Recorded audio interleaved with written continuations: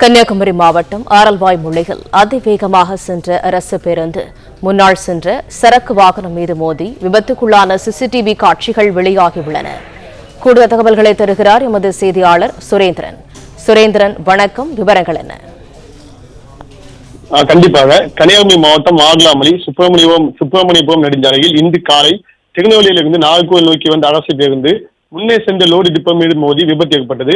மேலும் முன்னால் சென்ற லோரி டிப்போ திடீரென திரும்ப முற்பட்ட போது அரசு பேருந்து டிரைவரின் கட்டுப்பாட்டை இழந்து அந்த லோரி டிப்போ மீது மோதி இந்த பெரும் விபத்து ஏற்பட்டது. இதில் லோரி டிப்போ கவிழ்ந்து சாலை வீட்டின் பக்கவாட்டு சுவையில் மோதிய சேதம் ஏற்பட்டது. அதிர்ஷ்டவசமாக உயிர் சேதம் எதுவும் அந்த பகுதியில் ஏற்படவில்லை. இதில் மினி டிப்போவில் இருந்த 2 பேர் படுகாயமடைந்தனர். இது குறித்து ஆவலாமலி போலீசார் விசாரணை மேற்கொண்டு வருகின்றனர். மேலும் அரசு பேருந்தின் ஓட்டுநர் கவனக்குறைவால் இந்த விபத்து ஏற்பட்டதாக கூறி சேதமற்ற வாகனத்துக்கு இழப்பீடும் வழங்கினார். இந்த அரசு பேருந்தில் இருந்தவர்கள் காயமின்றி தப்பினர். இது குறித்து சிசிடிவி காட்சி வெளியாகி பரபரப்பை அப்பகுதியில் ஏற்படுத்தியுள்ளது. பிளே ஸ்டோர் மற்றும் ஆப் ஸ்டோரில் இருந்து பாலிமர் செயலியை QR கோடு மூலம் பதிவிறக்கம் செய்யுங்கள். செய்திகளை உடனுக்குடன் பெறுங்கள்.